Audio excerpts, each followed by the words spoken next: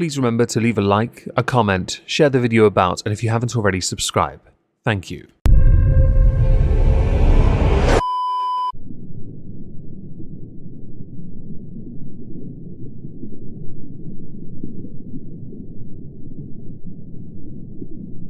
Well, isn't this just fantastic?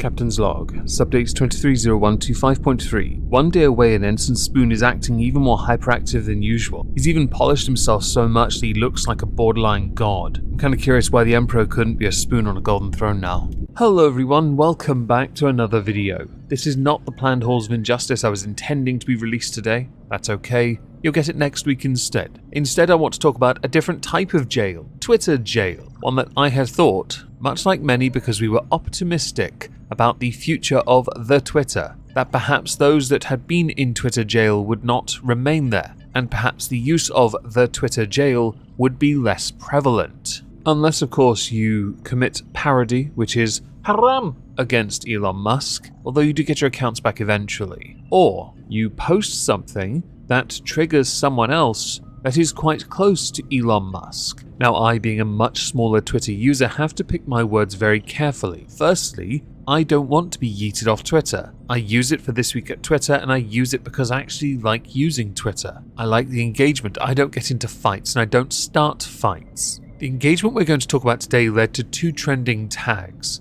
both of which were because of one person. The person's called Eliza Bleu.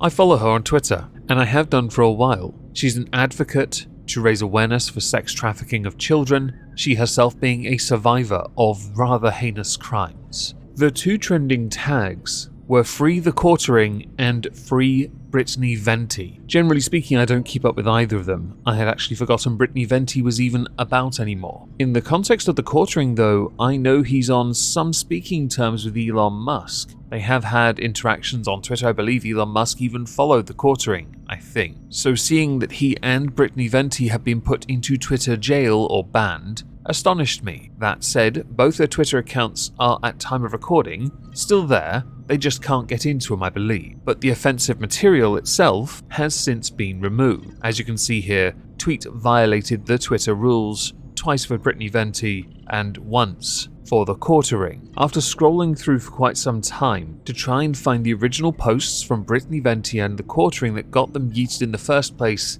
the only context I can get is that Eliza Bleu featured in a rap video and even said in other videos that she was happy to feature in it, while also claiming later on that it was non-consensual for others to use screenshots from that to post on Twitter. This in turn has led many to believe that Eliza was not a victim of trafficking, and that she instead is a grifter that is hurting actual victims. The optics of this do her no favours. But then again, when you know the guy who runs the site, you can in fact control what is and is not fact on the platform. One of the pictures that did its round was this picture. This picture, that's all it is, was being shared about of Eliza, leaning up against some kind of tractor thing? What is that? Is it a dump truck with a side view? Based on what I'm seeing, this is a publicly available photo. Hell, it's got Vivo on the bottom right-hand corner, which means it's a video that is very much publicly available. Screenshots happen. They get shared by everyone. Do you own the intellectual property to that? No, because chances are you're a performer within it. Within the song, which means you were already paid. That does not mean you have any intellectual property there. Why? Your image was paid for. Think of it like the art I use in my videos. The art I use belongs to me. The backgrounds, the avatar stills, all mine. Any additional characters that I've paid for and have never used, all mine. I've paid for them. Unless someone stole all of my images and started making their own content with it, I couldn't care less if a screenshot of my content was doing its rounds. Bear in mind here, we're kind of pushing the envelope a little, perhaps crossing the line a little with the costumes, since they are all derived from shows or movies that I'm quite fond of, or because I seriously just want to name everything a version of Moist. I do not believe images like this taken from a music video that is very much everywhere, as it should be, is in any way an offence worthy of a ban, somehow haram on a level beyond acceptable levels. At this point, I'm inclined to believe this is some kind of parody. It has to be, because of how dumb it is on the face of it. You may not be a fan of the quartering, you may not be a fan of Brittany Venti. However,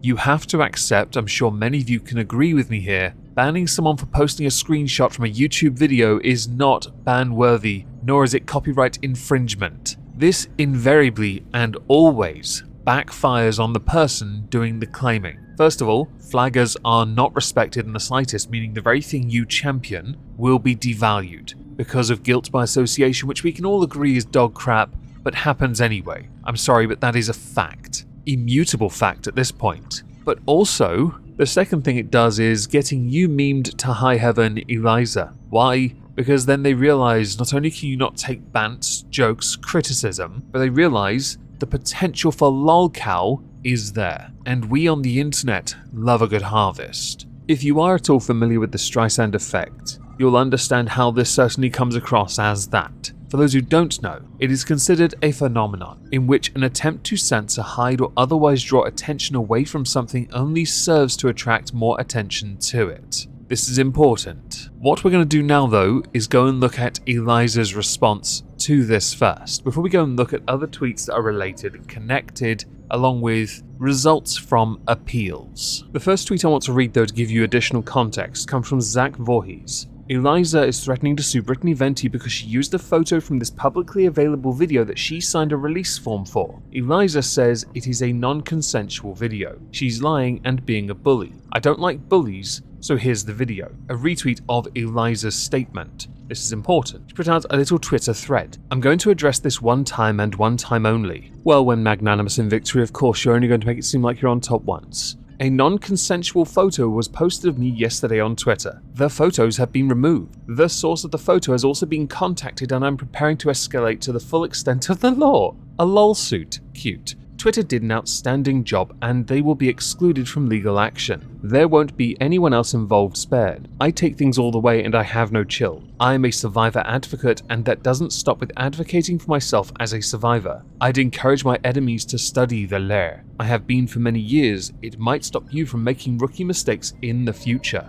With people in the replies to that saying, from this video? Best reply to that Star Wars girl. Oh, that is such BS. The photos were from a public music video you consented to that's been up on YouTube for over 6 years with 0 age restrictions. I'm gonna keep doing the voice, alright? You didn't like that, so you and your goons abused Twitter support system to get Brittany Venti banned. It's effed up, stop lying. On 2 out of 3 of your tweets, Eliza, Star Wars girl ratioed you. It's interesting really because I found a tweet from your past where you said, I could post a nude image or video of any part of my body on Twitter right now and it wouldn't be censored, no warning label. At the time, you were talking about Twitter's inaction when it came to raising certain concerns when it comes to minors. Very important, I fully support that. But the idea that you could post your own naked pictures on Twitter and not get flagged. The pictures of you that were posted though, you weren't naked. It was just you with your tiny white ass twerking, which is apparently a bannable offense. That's interesting. Jacob Airy replied, this is censorship by you. Nothing more.